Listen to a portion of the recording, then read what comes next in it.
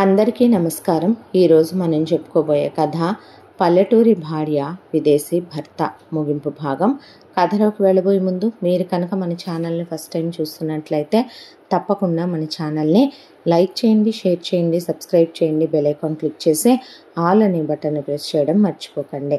కథని ఎక్కడ స్కిప్ చేయకుండా వినండి. మరి కథలోకి వెళ్ళిపోదామా? మురళి సువర్ణం తీసుకెళ్ళి బోరు కొడుతోంది అన్నదని అమెరికా అంతా తిప్పి చూపించడం మొదలుపెట్టాడు. ఆమెనే కూర్చోబెట్టి చదువు నేర్పించటం, తెలియని ఎన్నో విషయాల గురించి తెలియచెప్పడం మొదలుపెట్టాడు. ఇలా రోజులు గడిచిపోతూ సువర్ణ వచ్చి కూడా మురళి దగ్గరికి దాదాపు 9 నెలల కాలం దాటిపోయింది. ఆ తర్వాత ఒక రోజున సడన్గా మురళి 2 రోజుల పాటు ఇంటికి రాలేదు. కంగారు పడిపోయింది సువర్ణ. 2 రోజుల తర్వాత మురళి ఇంటికి తిరిగొచ్చాడు. తిరిగొచ్చేసరికి అమ్మయ్య వచ్చారా, ఏమయ్యారోనని కంగారైపోయిందండి. మీరెక్కడుంటారో తెలీదు, బయటకు వచ్చి ఎటు రావాలో తెలీదు, ఎటెళ్ళాలో తెలీదు, ఎవరితో ఏం మాట్లాడాలో తెలియచావదో. అవును, 2 రోజులుగా ఇంటికి రాలేదే అని అడిగింది సువర్ణ. అడిగితే ఒక్కోసారి ఆపరేషన్స్ ఉంటుంటాయిగా, అందుకే లేట్ అయింది, ఇంటికి రావటం కుదరలేదు అన్నాడు మురళి. ఆపరేషనా? మీరు డాక్టరా అని అడిగింది సువర్ణ. కాదు, జాబ్ గురించి చెప్తున్నా. ఒక్కోసారి వర్క్ ఎక్కువగా ఉంటుంది, ఉన్నప్పుడు రావటం కుదరదు సువర్ణ. ఇక్కడ అలాంటివన్నీ కామనే, ఇక నుంచి అలాంటివి జరగకుండా చూసుకుంటానులే అని చెప్పాడు.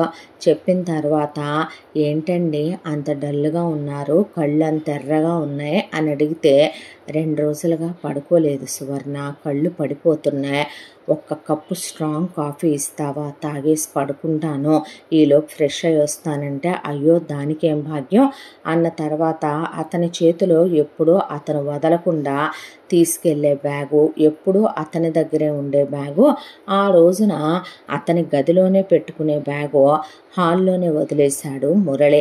ఆ తర్వాత మురళి స్నానానికి వెళ్ళి కాఫీ తీసుకెళ్ళి ఇచ్చింది సువర్ణ అతని బెడ్రూమ్లోకి. అక్కడే కూర్చొని థ్యాంక్ యూ సో మచ్ అని కాఫీ తాగి, కాఫీ చాలా బాగుంది సువర్ణ అని చెప్పి కాసేపు పడుకుంటాను అని, అయ్యో పడుకోండి అని చెప్పిన తర్వాత అలా పడుకుండిపోయాడో ఏమో పాపం, ఒళ్ళు తెలియకుండా నిద్ర పట్టేసిందే.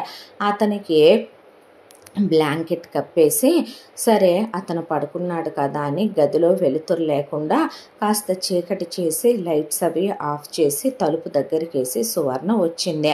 వచ్చిన తర్వాత హాల్లోకి వచ్చిందన్న మాటే కానీ సువర్ణ ఆలోచనలన్నీ అరుణ్ చుట్టూనే తిరుగుతున్నాయి. ఏంటి ఎప్పుడు చూసినా మురళి గారి బ్యాగ్ తీసుకొని తిరుగుతూ ఉంటారు, అసలు ఈ బ్యాగులో ఏముందబ్బా, నేను ఎప్పుడు అడిగినా కూడా ఆయన ఏమీ చెప్పరు, ఈ బ్యాగ్ తీసుకుంటారు వెళ్తారు, ఈ బ్యాగ్ తీసుకుంటారు వస్తారు, చూద్దాం ఏముందో అని చిన్న క్యూరియాసిటీతో ఇంట్రెస్ట్తో ఆ బ్యాగ్ ఓపెన్ చేసింది సువర్ణ. అందులో ఒక పోలీస్ యూనిఫామ్ ఉంది. ఆ పోలీస్ యూనిఫామ్ కాకుండా అందులో ల్యాప్టాపు, ఇంకేదో మిగతా వస్తువులేవో కనిపించాయి. కనిపించిన తర్వాత పోలీస్ యూనిఫామ్ ఉందేంటి ఇందులో, ఈయన నా భర్త ఫ్రెండ్ అన్నారు, కలిసి పనిచేస్తున్నాం అన్నారు, అరుణ్ సాఫ్ట్వేర్ ఇంజనీర్ అని కదా చెప్పాడు అన్న తర్వాత ఇక ఓపెన్ చేసి చూద్దాము ఇంకా ఏమేమి ఉన్నాయో అని అందులో ఒక పెద్ద ఫైల్ లాంటిది, చాలా పెద్దది లావాటి ఫైల్ ఉంది. ఆ ఫైల్ ఉంటే ఆ ఫైల్ ఓపెన్ చేసింది. ఆ ఫైల్లో చాలామందివి ఏవేవో సర్టిఫికెట్స్, ఏవేవో కేసుల గురించి ఏదేదో రాసి ఉన్నాయి. అందులో చూస్తే ఒక దాంట్లో డెత్ సర్టిఫికెట్ అని తన భర్త అరుణ్ ఫోటో అంటించి ఉండేసరికి ఆ అమ్మాయి కూడబలుక్కొని ఆ డెత్ సర్టిఫికెట్ అనేది చదివి, డెత్ సర్టిఫికెట్ అంటే మరణ ధృవీకరణ పత్రం కదూ అని అతను తనిక్కడికి రాకముందే చనిపోయిన డేట్ కూడా ఉంది ఆ కింద. ఆ తర్వాత పైన చూస్తే అరుణ్ ప్రొఫైలే అదే, అరుణ్ ఫోటోనే అదే, అరుణ్ డీటెయిల్సే అవే. ఆ అమ్మాయికి విషయం ఏంటో అర్థం కాలేదు. దాంతో ఒక్కసారిగా మనసంతా అల్లకల్లోలమైపోయి గుండెల్లో అగ్నిపర్వతాలు బద్దలైపోయి ఆ అమ్మాయి నుంచున్న చోటనే మనిషి కుప్పకూలిపోయింది. భర్త లేడా, చనిపోయాడా? మరి భర్త బ్రతికే ఉన్నాడనే, భర్త తన స్నేహితుడనే, భర్త ఇక్కడే ఉన్నాడనే తను ఎందుకు ఇక్కడికి 25 లక్షలు కట్టి తీసుకొచ్చినట్టు? మళ్ళీ ఇక్కడికి వచ్చిన దగ్గర నుంచి ముందు ఎయిర్పోర్ట్కి వస్తాడన్నారు, రాలేదు. ఇంటికి వస్తాడన్నారు, రాలేదు. తర్వాత వేరే స్టేట్కి వెళ్ళాడన్నారు, నెల అన్నారు, 2 నెలలు అన్నారు, 9 నెలలు అయింది, రాలేదు. అసలు ఈ మురళి ఎవరు? తను ఎందుకు ఇక్కడికి తీసుకొచ్చాడో? అరుణ్ చనిపోవటం ఏంటి? అసలు ఏం జరుగుతుంది తన చుట్టూ? ఇది కళ, నిజమా, కథ, ఊహ? ఆ అమ్మాయికి ఏమీ అర్థం కాలేదు. అలాగే కూర్చుంది. ఆ అమ్మాయికి ఏడవాలా, నవ్వాలా? అసలు తన బ్రతుకేంటి? తన జీవితంలోనే ఎందుకు ఇన్ని ట్విస్టులు, ఎందుకు ఇన్ని వింతలు? ఆ అమ్మాయికి ఏమీ అర్థం కాలేదు. ఆ తర్వాత అలా కూర్చుండిపోయిందే. పొద్దుగూకిపోయింది. రాత్రి వరకు లేవని మురళి నిద్ర లేచి హాల్లోకి వచ్చాడు. హాల్లోకి వచ్చేసరికి ఫైలు ముందేసుకొని కూర్చుంది సువర్ణ. కూర్చున్న తర్వాత సువర్ణ అంటే ఆ ఫైల్ ఓపెన్ చేసి అరుణ్ డెత్ సర్టిఫికెట్ పట్టుకొని ఏంటిది అని అడిగింది. ఏంటిది అని అడిగితే ఆ అమ్మాయి చేతిలో నుంచి అది తీసేసుకొని బ్యాగ్లో పెట్టి ల్యాప్టాప్ అవన్నీ బ్యాగ్లో పెట్టేస్తూ అతను యూనిఫామ్ పట్టుకొని మీరెవరు, ఏంటిది, మీరేం చేస్తారు అని అడిగితే ఆ యూనిఫామ్ కూడా బ్యాగ్లో పెట్టాడు. అరుణ్ ఏమయ్యాడండి? అసలు వస్తాడా, రాడా? డెత్ సర్టిఫికెట్ అంటే మరణ ధృవీకరణ పత్రం అనే కదండి అర్థం. నాకు తెలుసు. అసలు ఏంటండి ఇదంతా? ఆయన ఉన్నట్టా, లేనట్టా?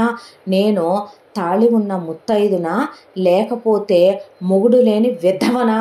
నా బ్రతుకు ఏంటండి అసలు? నన్ను ఎందుకు తీసుకొచ్చారు ఇక్కడికి? నేనెవరినండి అసలు అని అడిగేపాటికి వద్దు, ఇప్పుడు నువ్వు నేను చెప్పినా తీసుకోలేవు, డైజెస్ట్ చేసుకోలేవు, వదిలేయి అన్నాడు. నేను తీసుకోగలను, నా వల్ల అవ్వుద్ది. ఇలా నేను ముండమోపిదాన్నో, ముత్తైదునో, మొగుడున్నాడో లేడో అనేది తెలియకుండా నేను ఎందుకు బ్రతుకుతున్నాను? నన్ను ఎందుకు ఇక్కడికి తీసుకొచ్చావు నువ్వు? అసలు నువ్వెవరు? నీకు నాకు ఉన్న సంబంధం ఏంటి? అరుణ్కి నీకు ఉన్న సంబంధం ఏంటి? ఎందుకు నన్ను వెతుక్కుంటూ వచ్చావు? ఎందుకు అబద్ధాలు చెప్పావు? అలాంటప్పుడు నువ్వు ఎందుకు 25 లక్షలు కట్టావు? నువ్వెందుకు ఇక్కడికి నన్ను తీసుకొచ్చావు? వస్తాడని ఎందుకు చెప్పావు అరుణ్ గురించి? ఏడి మరి వచ్చేటట్టయితే అరుణ్ ఇప్పుడికిప్పుడు అరుణ్తో ఫోన్ చేయించి మాట్లాడించు. ఇప్పుడికిప్పుడు అరుణ్ని నాకు వీడియో కాల్లో చూపించు, అప్పుడు నమ్ముతాను. లేదంటే అసలు జరిగిందేంటో చెప్పు నాకు. ముందు అరుణ్కి ఫోన్ చేయి. నువ్వు అరుణ్ ఉన్నాడన్నావుగా, వస్తాడన్నావుగా. అరుణ్ లేడు సువర్ణ, నువ్వు రాకముందే చనిపోయాడు. ఎప్పుడో చనిపోయాడు అరుణ్. అది అరుణ్ డెత్ సర్టిఫికెటే అన్నాడు మురళి. అనేపాటికి అలా కూర్చుండిపోయింది సువర్ణ. చెప్తే నువ్వు తీసుకోలేవంటే వినట్లేదు. కానీ ఇవాళ కాకపోయినా నీకు ఆ నిజం ఏదో ఒకరోజు చెప్పాలి. కానీ ఆ నిజాన్ని నీకెలా చెప్పాలో నాకు అర్థం కాలేదు. నిన్నెక్కడికి ఎందుకు తీసుకొచ్చానో, నీకు జరిగిన కథంతా నేనిప్పుడు చెప్పాల్సిన బాధ్యత నా మీద ఆధారపడి ఉంది అని గతాన్ని చెప్పుకురావటం మొదలుపెట్టాడు మురళి సువర్ణకే. నువ్వు ఎంతో మంచివాడు అనుకుంటున్నా, దేవుడు అనుకుంటున్నా, నీ భర్త అరుణ్ గురించి నీకు తెలియని చాలా బ్లాక్ షేడ్స్ నాకు తెలుసు. నా పేరు మురళి, మా అమ్మగారి పేరు రేవతి, మా నాన్న పేరు శశిధర్. మా అమ్మ నాన్న 2 వేరు కులాలకు సంబంధించిన వాళ్ళు.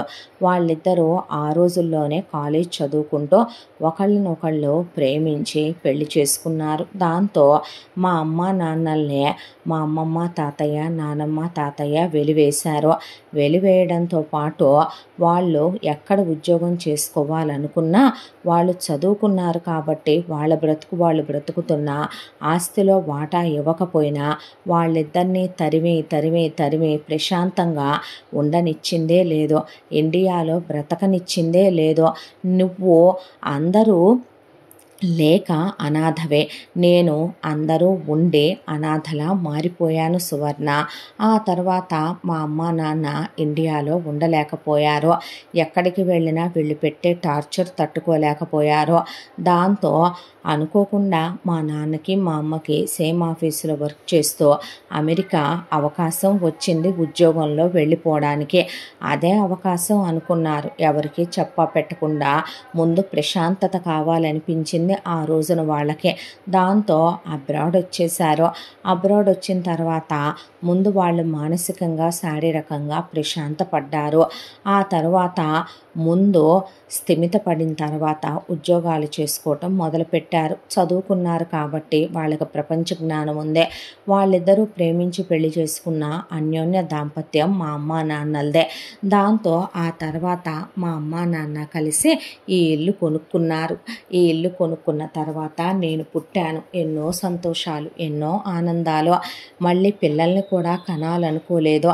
కంప్లీట్గా వాళ్ళిద్దరి ప్రేమని నాకే ఇవ్వాలనుకున్నారు. కాలచక్ర ప్రవాహంలో రోజులు గడిచిపోతూ చాలా సంతోషంగా ఉండే కుటుంబం మాదే.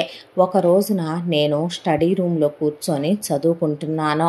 నాన్నగారు టీవీ చూస్తున్నారు. అమ్మ నాకు నాన్నకి ఇష్టమైన ఇండియన్ ఫుడ్ ప్రిపేర్ చేస్తోంది కిచెన్లో. ఎవరో తీవ్రవాదులు అనుకోకుండా వచ్చి బెల్లు కొట్టారు. బెల్లు కొట్టేసరికి వెళ్ళే అమ్మ డోర్ ఓపెన్ చేసి గట్టిగా అదిలిచ్చి వాళ్ళు వెపన్స్ తీసుకొని నిలబడేపాటికే అమ్మ గట్టిగా మాట్లాడింది.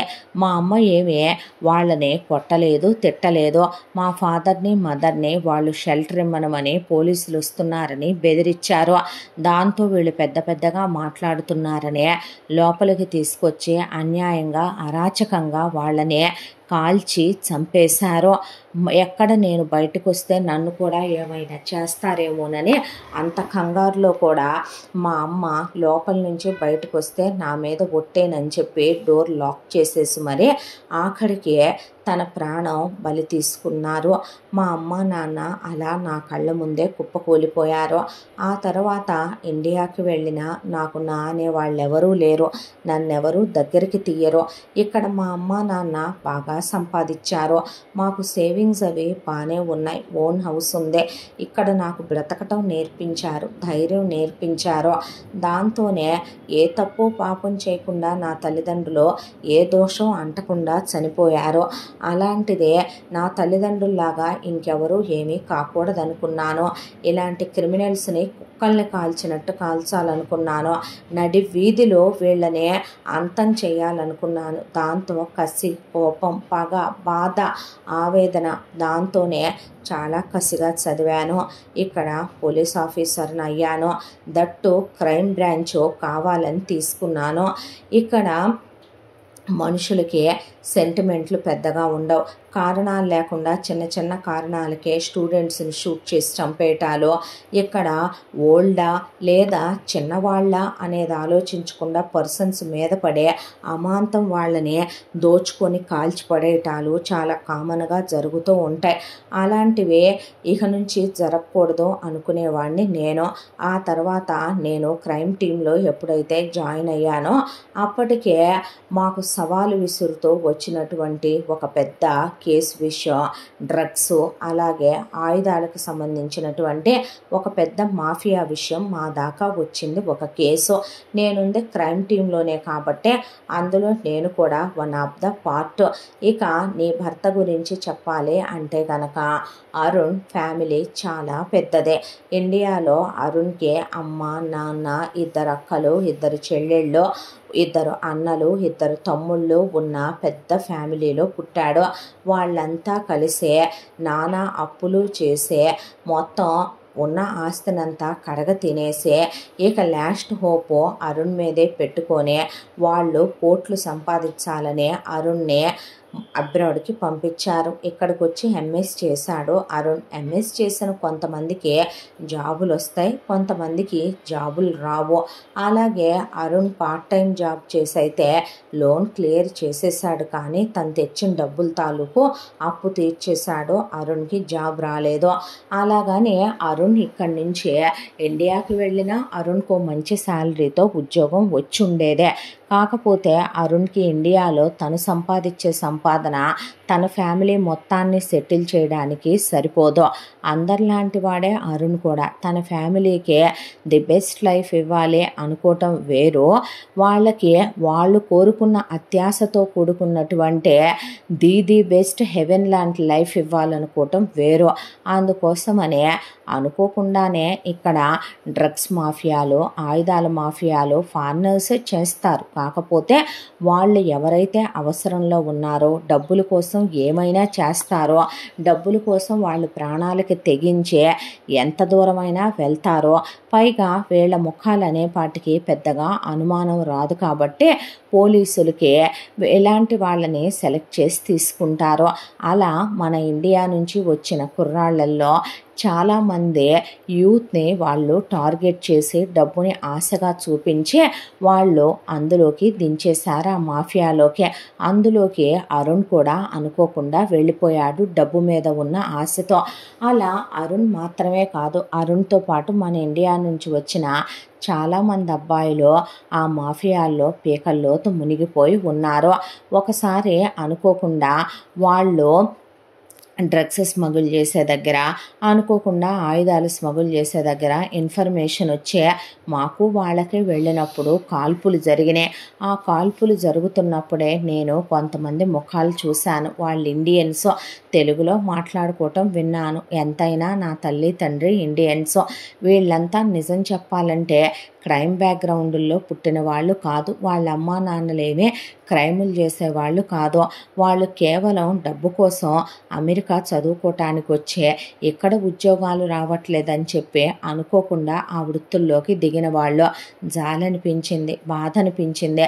ఒకవైపు కాల్పులు జరుగుతూనే స్తంభాల పక్కన కూర్చొని, కార్ల పక్కన కూర్చొని కూడా మీరు ఇలా చెయ్యొద్దని, మీరు ఇక్కడి నుంచి వెళ్ళిపోండని, ఇక్కడ నిర్దాక్షిణ్యంగా మిమ్మల్ని కాల్ చేయమని మాకు ఆర్డర్స్ వచ్చాయని, మీరు వెళ్ళిపోయి మీ ఫ్యామిలీలతో హ్యాపీగా ఉండండి, ఇండియాకు వెళ్ళినా మీకు మంచి జాబ్స్ వస్తాయని, మీరు తప్పు చేస్తున్నారని, ఇక్కడ పిట్టల్ని కాల్చినట్టు కాల్చేస్తారని, మిమ్మల్ని తీసుకెళ్ళి ఇక్కడేమి జైళ్లలో పెట్టి మేపరనే, దొరికితే మీరు ప్రాణాలతో మిగలరనే. ఒకవైపున దేశం మీద ఉన్న ప్రేమ అనుకోవచ్చు, లేదా నా తల్లిదండ్రులు ఇండియన్స్ కావటం వల్ల మన ఇండియన్స్ అంటే ఉన్న అభిమానం కావచ్చు. నేను చాలాసార్లు చెప్పాను. అలా వాళ్ళు ఒక 5-6 సార్లు దొరికినట్టే దొరికి మిస్ అయ్యారు.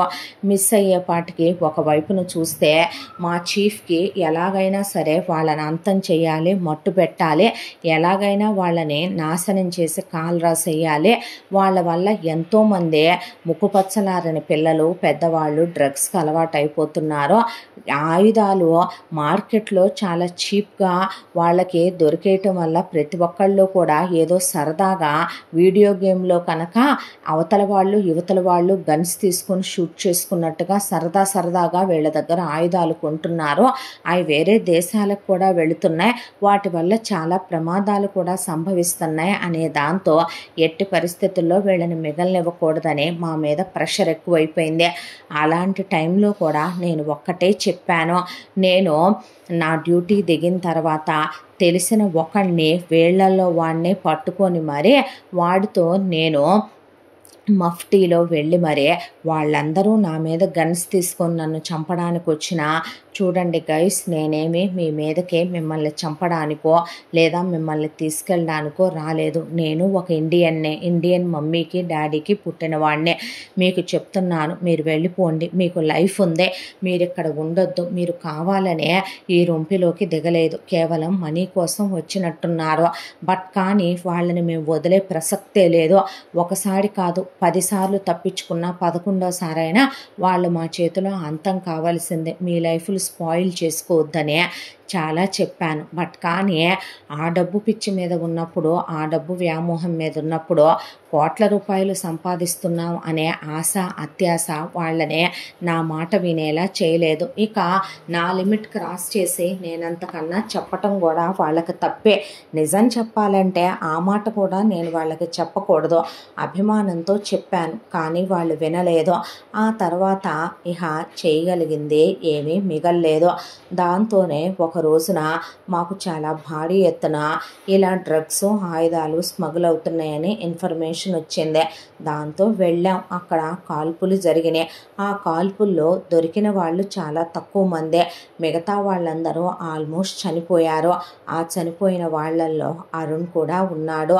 అయితే ఒక్కొక్కళ్ళకి మేము చెక్ చేసి అంబులెన్స్లో డెడ్ బాడీలు పడేస్తున్నప్పుడు అరుణ్ చేయి పట్టుకుంటే పల్స్ తగిలింది నాకు.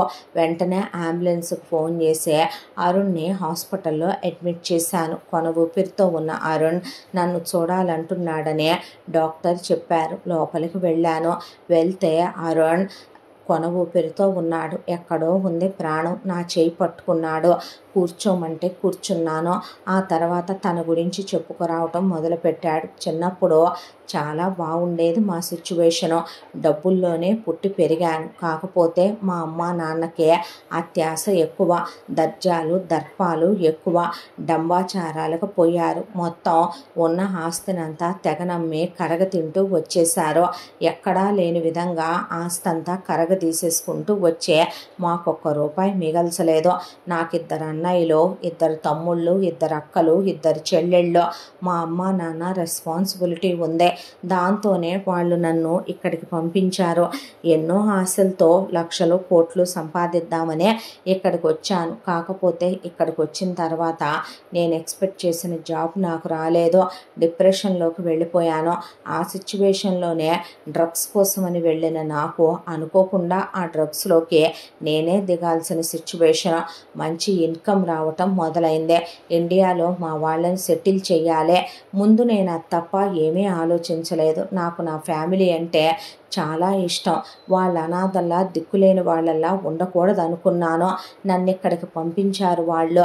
నాకు ఉద్యోగం రాలేదనే విషయం నేను చెప్పలేదు. చెప్పినా వాళ్ళు నన్ను ఊరుకోరు కూడాను. నేను ఇండియా వెళ్ళొచ్చు మీరు చెప్పినట్టుగా. అక్కడికి వెళ్ళి నేను ఇండియాలో జాబ్ చేసినా నేను ఒక అమ్మాయిని పెళ్లి చేసుకొని పిల్లల్ని కంటే నా ఫ్యామిలీ వరకే నాకు సరిపోతాయేమో, కానీ నా వాళ్ళందరినీ సెటిల్ చేయటానికి అవి సరిపోవు అని చెప్పి మా నాన్న ఏ పని చేయడు.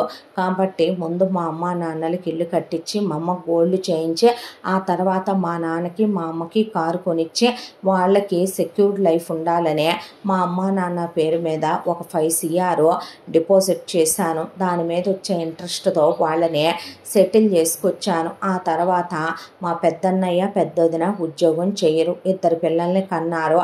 వాళ్ళ పిల్లలకి వాళ్ళకి ఇల్లు కట్టించి ఆ తర్వాత పెద్దన్నయ్య చేత బిజినెస్ పెట్టించే పెద్దొదినకి పిల్లలకి గోల్డ్ చేయించి వాళ్ళ కారు కొనిపెట్టి వాళ్ళనే, అలాగే రెండో అన్నయ్య వాళ్ళనే, అలాగే పెద్దక్కని పెద్ద బావనే, రెండో అక్కని రెండో బావని వాళ్ళ పిల్లల్నే, తర్వాత చెల్లెళ్ళనే వాళ్ళ పెళ్ళిళ్ళు చేసి వాళ్ళ భర్తల్నే, వాళ్ళకి పురుళ్ళు పోస్తుంటే వాళ్ళ పిల్లల్నే, ఆ తర్వాత తమ్ముళ్ళిద్దరిని వాళ్ళ చదువుల్ని వాళ్ళ పెళ్ళిళ్ళనే, వీటన్నిటినీ సెటిల్ చేసుకుంటూ వచ్చేపాటికే నాకు ఇయర్స్ ఆఫ్ టైం పట్టింది.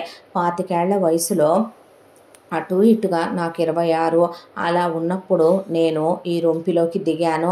దిగిన తర్వాత నేను అన్నీ తేరుకొని బాధ్యతలన్నీ కంప్లీట్ చేసేపాటికే నాకే 32 ఏళ్ల వయసు వచ్చింది. ఆ తర్వాత నాకు ఓ లైఫ్ కావాలనిపించింది, పెళ్లి చేసుకోవాలనిపించింది. ఇక ఇక్కడ నేను కోట్లు సంపాదించాలనిపించింది. ఇక్కడున్న కోటీశ్వరుల్లో ఒకడుగా సెటిల్ అవ్వాలనిపించింది. దాంతో జీవితం మీద ఆశ కలిగింది. నేను బ్రతకాలనుకున్నాను. ఇక ఇక్కడ ఒకవైపున అప్పటికే మీరు మా మీద 5-6 సార్లు కాల్పులు జరపటం, మేము తప్పించుకోవటం, ఆ తర్వాత మీరు మాకు ఆ కాల్పులు జరిగిన ప్రతిసారి మేము ఇండియన్స్ అనే తెలుగులో మాట్లాడి వెళ్ళిపోమ్మని చెప్పటం, మేము వినకపోవటానికి కారణం ఒకటే, మా అత్యాశ. ఆ తర్వాత మీరు పర్సనల్గా వచ్చి కూడా చెప్పటం, ఆ తర్వాత కూడా మేము వినకపోవటం. ఇక ఒకసారి ఫైనల్ సెటిల్మెంట్ అనే నా దగ్గర ఒక భారీ ఎత్తునే డబ్బులుంటే ఇద్దాము, ఓ 25 కోట్లు మా ఫ్యామిలీ మొత్తాన్ని సెటిల్ చేసేద్దాం, ఇంకా నా మీద హోప్స్ పెట్టుకోవద్దని చెప్దాం, నేను ఎవరో ఒక అమ్మాయిని చూసి పెళ్లి చేసుకుంటానని చెప్దామని ఇండియాకి వెళ్ళాను. ఇండియాకి వెళ్ళిన నాకు అందరిలాగే అంతకుముందు నాతో పాటు చదువుకున్న ఫ్రెండ్స్ అలాగే చాలామంది ఉంటారు. వాళ్ళెవరికి నా లైఫ్లో ఉన్నటువంటి బ్లాక్ షేడ్ గురించి నేను చెప్పలేను, కానీ నా ఫ్రెండ్స్కి ఐఫోన్లని అయ్యని ఇయ్యని ఇక్కడి నుంచి నుంచి చాలా గిఫ్ట్లుగా పంపించాను. అలా సువర్ణ వాళ్ళ ఊర్లో నాకు ఒక ఫ్రెండ్ ఉండాలి. ఆ ఫ్రెండ్ దగ్గరికి నేను కలుద్దామని చెప్పి వెళ్ళాను. కలుద్దామని వెళ్తే వాడు ఆ ఊర్లో ఉండట్లేదని, ఉద్యోగం మీద చాలా దూరమే వెళ్ళిపోయాడని తెలిసిందే. తెలిసిన తర్వాత వాడి ఫోన్ నెంబర్ సంపాదించి ఫోన్ చేస్తే, నువ్వు వస్తావని నాకు తెలియదు మామ, నేను ఇప్పుడు వేరే బెంగళూరులో ఉంటున్నాను, నువ్వు వెళ్ళేటప్పుడైనా నన్ను కలిసే వెళ్ళని వాడు చాలా ఆశగా మాట్లాడాడు. మాట్లాడిన తర్వాత సరేనని నేను ఫోన్ మాట్లాడుతూనే అలా వస్తూ ఉంటే ఒక 65 ఏళ్ల ముసలోడితో సువర్ణ అని ఒక అమ్మాయికి మ్యారేజ్ చేస్తున్నారు. ఆ అమ్మాయి చూడటానికి చాలా ఇన్నోసెంట్లా కనిపించింది, అమాయకురాల్లా కనిపించింది. ఆ చుట్టుపక్కల ఉన్న జనాలు ఆ అమ్మాయికి అమ్మా నాన్న లేరని, ఆ అమ్మాయి అనాథని, ఆ అమ్మాయిని ఎవరో ఒక బంధువులావిడ తీసుకొచ్చి పెంచిందని, ఆ అమ్మాయి పేరు మీద ఉన్నటువంటి పొలము అలాగే ల్యాండ్ అమ్ముకొని వీళ్ళే తిన్నారని, చిన్నప్పటి నుంచి ఆ అమ్మాయిని కొట్టి తిట్టి ఇళ్లల్లో పాచి పనులు చేయించి టార్చర్లు చేసిందని, ఆ అమ్మాయి నోట్లో నాలుక లేనిది కాబట్టి 50 లక్షలకు ముసలోడికి అమ్మేస్తుందని వాళ్ళందరూ చెప్పుకుంటుంటే నాకు ఒక్కటే అనిపించింది, ఆ అమ్మాయిని నేనే పెళ్లి చేసుకుంటే చూడటానికి ఆ అమ్మాయి చాలా బాగుంది, పైగా ఇన్నోసెంట్, చదువుకోలేదు. ఆ అమ్మాయిని పెళ్లి చేసుకొని నేను అమెరికా తీసుకొచ్చేసుకుంటే ఇక్కడ నేను చేసేటటువంటి ఈ క్రైమ్ బిజినెస్ గురించి తను ప్రశ్నించదు, తనకి క్వశ్చన్ చేయటం చేత కాదు, పైగా నేను హ్యాపీగా డబ్బులు సంపాదించే ఆ అమ్మాయి అందంగా ఉంది, చక్కగా వండి పెట్టుద్ది, హ్యాపీగా అమ్మాయితో కాపురం చేసుకోవచ్చు అనే దాంతోనే అక్కడ వాళ్ళకి నేను ఎదురెళ్ళి మాట్లాడాను.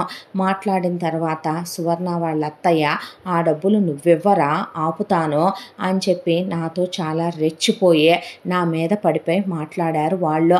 ఇక దాంతో నా దగ్గర అప్పటికి ఉందైతే అకౌంట్లో 25 lakhs మా వాళ్ళని సెటిల్ చేయగా ఆ 25 లక్షలు ఇచ్చేశాను. సువర్ణ మెళ్ళలో తాళి కట్టాను. జాలితో దయతో చేసుకున్నావా అని అడిగింది. కాదన్నాను. నిజం చెప్పాలంటే ఆ క్షణం ఆమెను ఇష్టపడే చేసుకున్నాను, నాకు ఓ జీవితం కావాలనిపించే చేసుకున్నాను. అయితే ఫస్ట్ నైట్కి ఏర్పాట్లు చేశారు. ఎందుకో నాకు అలా తనని టచ్ చేయాలనిపించలేదు, తన క్లోజ్ అవ్వాలనిపించలేదు.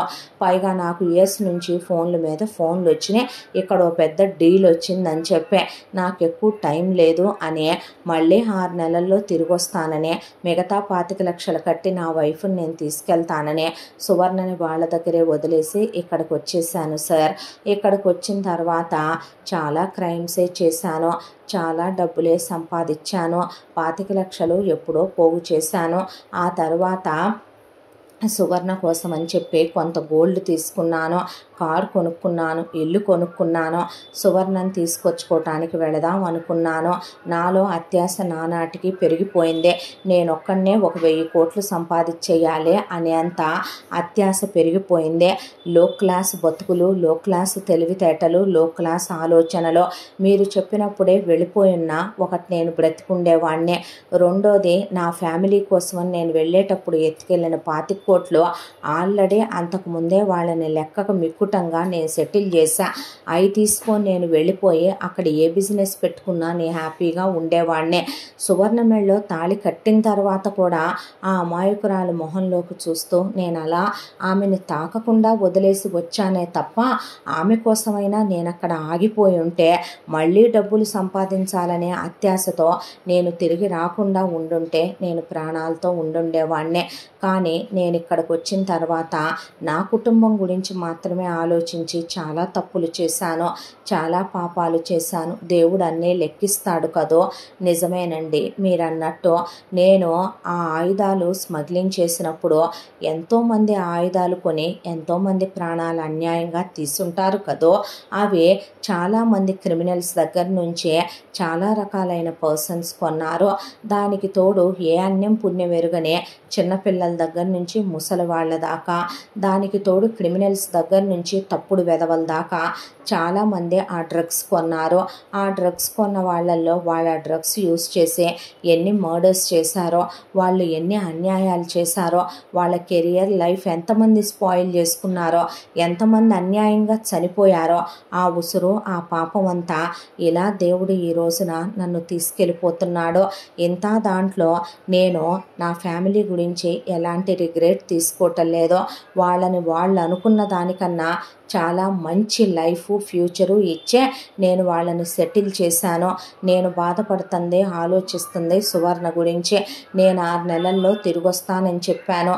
ఇప్పుడు నేను శాశ్వతంగా తన దగ్గరికి తిరిగి వెళ్ళను. అమాయకురాలు, పిచ్చిది, అమ్మా నాన్న లేరు, అనాథ, తనకి ఎవ్వరూ లేరు. వాళ్ళు నేను వెళ్ళటం ఆలస్యమయ్యే కొద్దీ డబ్బుల కోసం తన్నే తార్చడానికి కూడా వెనకాడరు. తన్నే వేసే వాటికల్లోనే అమ్మేస్తారు. నోట్లో నాలుక లేనిది, లోకజ్ఞానం లేనిది ఏమైపోద్దో, ఎలా బ్రతుకుద్దో. ఇప్పటివరకు నా జీవితంలో నేను చాలా తప్పులు, పాపాలు, అన్యాయాలు, అవినీతికే పాల్పడ్డాను. అలా అని నా వాళ్ళందరినీ నేను హ్యాపీగానే ఉంచి సెటిల్ చేశాను. కానీ నన్ను నమ్మి నాతో తాళి కట్టించుకొని నా కోసం 1000 కళ్ళతో ఎదురు చూస్తున్న అమ్మాయి తను. అలాంటిది తన జీవితానికి ఏ న్యాయం చేయకుండా వెళ్ళిపోతున్నాను. ఇక్కడ నేను కొన్న ఈ ఇల్లు, అలాగే ఇక్కడ నేను నా పేరు మీద అకౌంట్లో ఉన్నటువంటి డబ్బు, ఇక్కడ నేను కొన్నటువంటి కారు అన్నీ కూడా సువర్ణకి మీరు అందచేయగలరా? అలాగే సువర్ణ లైఫ్ని తీసుకొచ్చి మీరు బాగు చేయగలరా? ఎందుకు అడుగుతున్నానంటే, మీరు అవి తీసుకెళ్ళి ఇండియాలో ఉన్న సువర్ణకి ఇచ్చిన వాళ్ళత్తయ్య అవేమీ సువర్ణని అనుభవించనివ్వదు. రెండో విషయం, సువర్ణని మా ఇంట్లో మా వాళ్ళకి అప్పచెప్పటానికి కూడా లేదు. మా అమ్మ నిజం చెప్పాలంటే నిలువెద్దు స్వార్థంతో మునిగిపోయిన స్వార్థపరురాలు. సువర్ణని ప్రాణాలతో బ్రతకనివ్వరు. వాళ్ళన్న వేశ్యావాటికల్లో వదిలేస్తారు. మా వాళ్ళు సువర్ణనే మోజుతీరా అనుభవించి ఆ తర్వాత వాళ్ళే సువర్ణతో ఒక వేశ్యావాటిక మొదలు పెట్టిస్తారు. కాబట్టే పెళ్ళైన తర్వాత సువర్ణని నేను మా ఇంట్లో వదిలిపెట్టలేదు. మా వాళ్ళు ప్రమాదకరమైన వాళ్ళని నాకు తెలుసండి అని చెప్పుకొచ్చాడు అరుణ్. చెప్పుకొచ్చే నీ డీటెయిల్స్ అన్నీ నాకు చెప్పాడు. చెప్పిన తర్వాత తను అనాథ, దిక్కులేంది, వదిలేయొద్దనే చేతిలో చెయ్యేసి ప్రాణాలు వదిలేశాడు. ఆ తర్వాత అరుణ్ అంత్యక్రియలు నేనే చేయించాను. అరుణ్ డెత్ సర్టిఫికెట్ తీసుకున్నాను. అతను ప్రాపర్టీ మొత్తం పోయేటప్పుడే సైన్ చేసి నాకు హ్యాండ్ ఓవర్ చేశాడు. హ్యాండ్ ఓవర్ చేసిన తర్వాత అరుణ్ చనిపోయిన తర్వాత నేను ఆలోచనలో పడ్డాను. నీ దగ్గరకు రావాలా వద్దా, అవి నీకు పంపించాలా, లేదంటే ఏం చేయాలని నా ముందు 2 ప్రశ్నలు. తను అనాథ అనాథ అని నీ గురించి అన్న మాటలు నా గుండెని తాకిని. నిజం చెప్పాలంటే ఈ ప్రపంచంలో నాకెవరూ లేరు. ఇప్పుడు నేను అనాథనే. నేను ఏదో ఉక్రోషం కొద్దీ మా అమ్మ నాన్నల్నే ఆ రోజున క్రిమినల్స్ చంపేశారు అనే దాంతో నేను ఈ పోలీస్ జాబ్లో జాయిన్ అయ్యాను. ఎప్పుడు వెళ్తానో తెలియదు, ఎప్పుడు వస్తానో తెలియదు. నా ప్రాణాలకి గ్యారంటీ లేదు. ఏ రోజు నాకు నా కోసం బ్రతకాలనే ఒక ఆశ లేదు. నేను పిట్టల్ని కాల్చినట్టు వాళ్ళని కాల్చేసి క్రైమ్ను మట్టు పెట్టాలనుకునే దాంట్లో నా లైఫ్ నాకు ఇంటికి వచ్చేసరికి నా కోసం ఎదురు చూసే ఒక మనిషే, నా కోసం ఎదురు చూసే ఒక లైఫ్ ఏదీ లేదు నా జీవితంలో. సంతోషం. అనాథనైపోయాను. మళ్ళీ తిరిగి మరొక అనాథమని నువ్వు అరుణ్ చెప్పినప్పుడు నా గుండెని తాకింది ఆ మాట.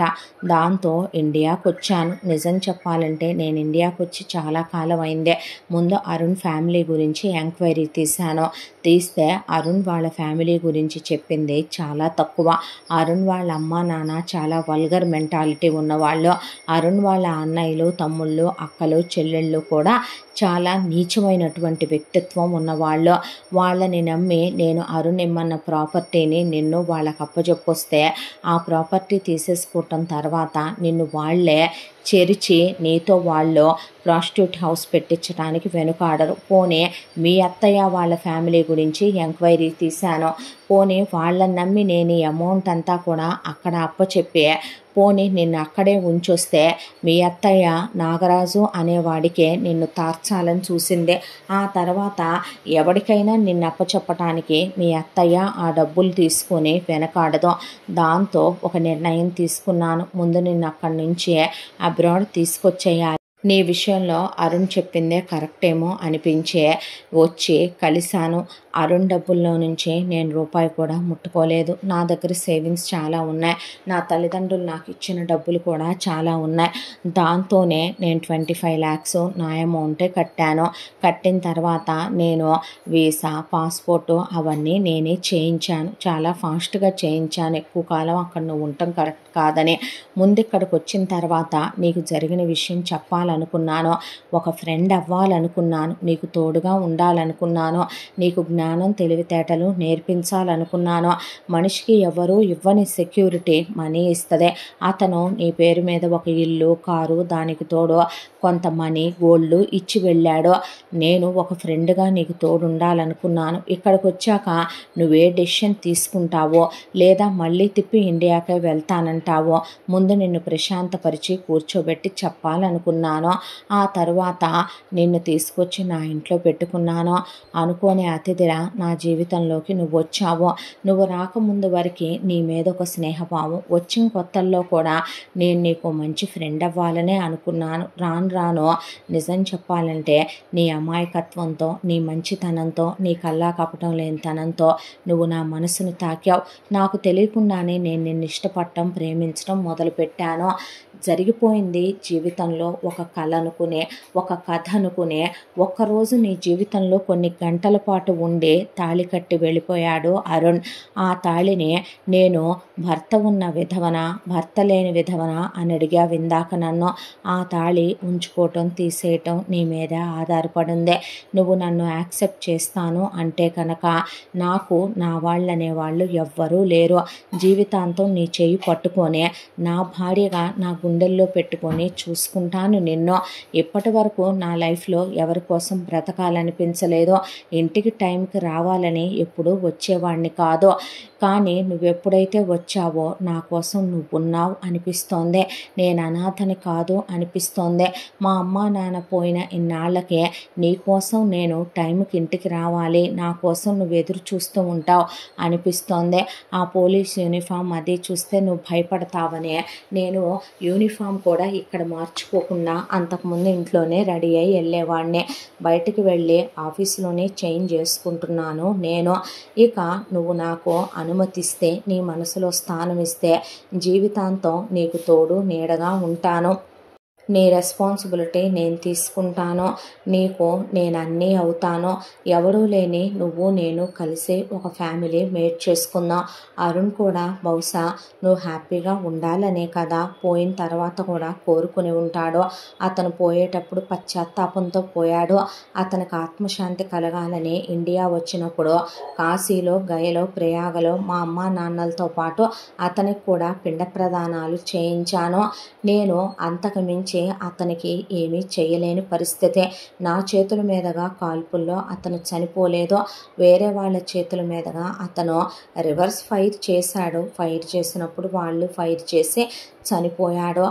అతని ఆయుష్ అంతవరకే ఉంది. నా వంతు ప్రయత్నంగా నేను అతనికి చెప్పాల్సిందంతా చెప్పాను. అతను వినలేదు. ఇప్పుడిక డెసిషన్ నీ ముందుంది. ఇదిగో నీకోసం అరుణ్ ఇమ్మనమన్న ఆస్తి పత్రాలు, అమౌంట్కి సంబంధించిన పేపర్లు, అలాగే అతను నీ కోసం తీసుకున్నటువంటి నగలు ఇవే. ఇప్పుడు డెసిషన్ నీది, నీ ఇష్టం. నువ్వు తిరిగి ఇండియా వెళ్ళిపోతానంటావా, లేదు ఇక్కడే ఉంటాను అంటావా?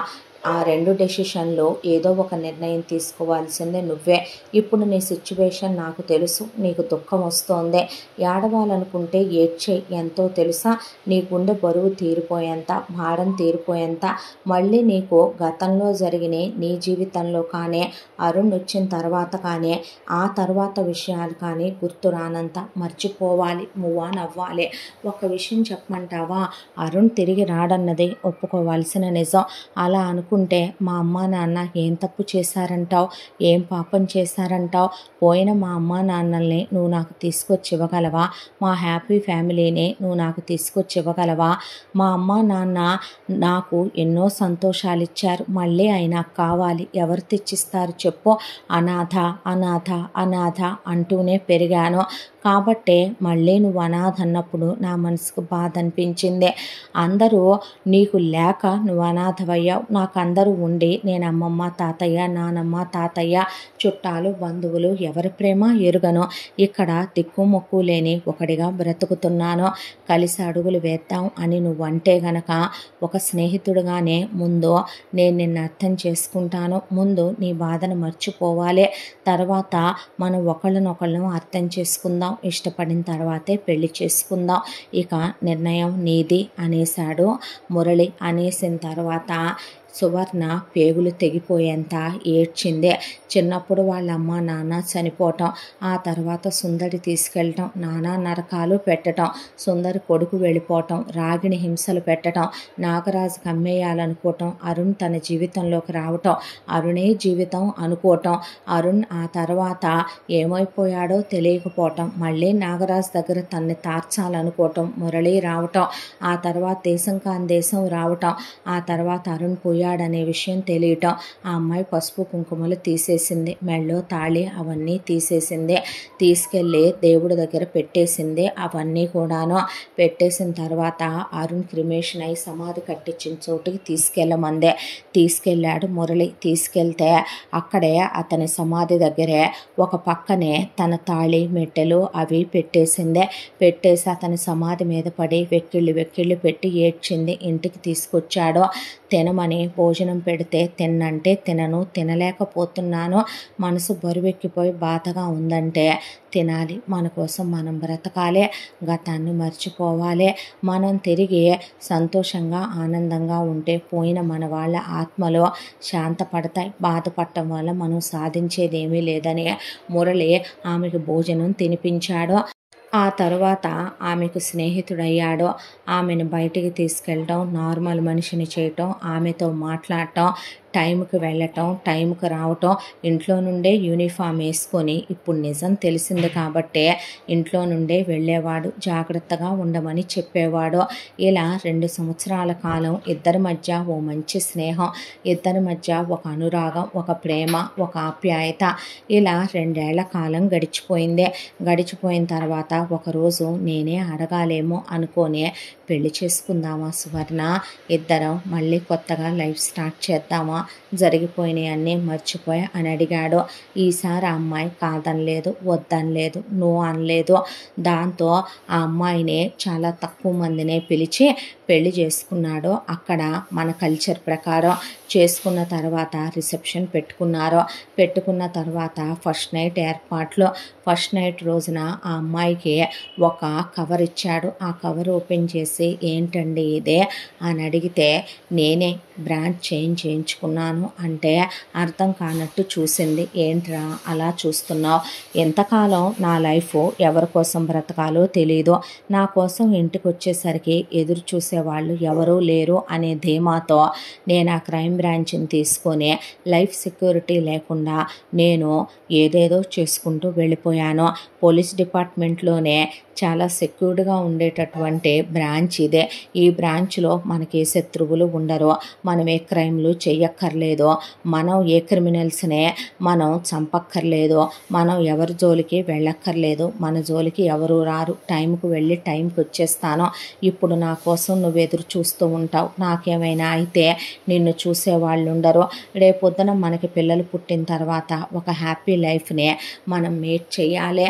అలాంటప్పుడు నేను ఇలాంటి వాటికి దూరంగా ఉండాలనుకుంటున్నాను. జాబ్ ఇంపార్టెంటే కాదన్ను, కానీ దానికన్నా మన వాళ్ళ కోసం మనం బ్రతకటం చాలా ఇంపార్టెంట్ అని అర్థం చేసుకున్నాను. విలువైన ప్రాణాన్ని అనవసరమైన కారణాల కోసం ప్రాణాన్ని త్యజించకూడదు అని తెలుసుకున్నాను. దాంతోనే ఇలా మార్పించుకున్నాను రా అని చెప్పాడు. ఆ తర్వాత హ్యాపీగా వాళ్ళు క్లోజ్ అయ్యారు, ఇంటిమేట్ అయ్యారు.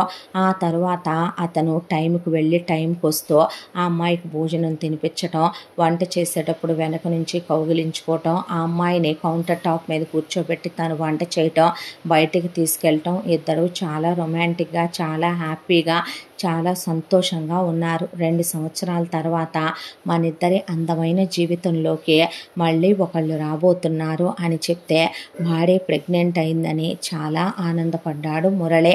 ఆ తర్వాత బాబు పుట్టాడు.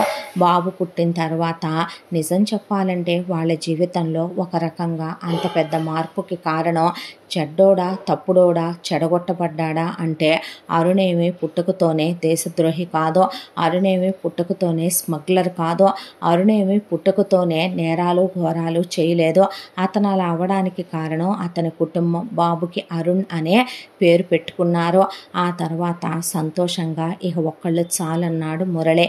హ్యాపీగా తను, తన భార్య, తన బిడ్డ 3 ఫ్యామిలీ అయ్యారు. చక్కగా హ్యాపీగా వాళ్ళ లైఫ్ వాళ్ళు సంతోషంగా గడుపుతూ భార్య బిడ్డలతో మురళి సంతోషంగా ఉంటూ ఆనందంగా వాళ్ళ జీవితం ఇలా గడిచిపోతూ పల్లెటూరి భార్య విదేశీ భర్తతో అనుకోని ఎన్నో మలుపులు ట్విస్టులతో ఆ అమ్మాయి జీవితం, ఆ అమ్మాయి కథ ఇలా సుఖాంతమయ్యేలా రాశాడు దేవుడు. ఇంతటితో ఈ కథ సమాప్తం. మళ్ళీ మరో మంచి కథతో తప్పకుండా మీ ముందుకు వస్తాను. మన ఛానల్ని తప్పకుండా లైక్ చేయండి, షేర్ చేయండి, సబ్స్క్రైబ్ చేయండి, బెల్ ఐకాన్ క్లిక్ చేసి ఆల్ అనే బటన్ని ప్రెస్ చేయడం మర్చిపోకండి. ఇంత మంచి కథను మనకు అందించిన కథా రచయిత్రి జి. యామిని శ్రీనివాస్ గారు. ఇలాంటి మంచి మంచి కథలు ఎన్నో వినాలనుకుంటే తప్పకుండా మన ఛానల్ని సబ్స్క్రైబ్ చేసుకోవటం మర్చిపోవద్దు. మరో మంచి కథతో తప్పకుండా మీ ముందుకు వస్తాను. Thank you so much.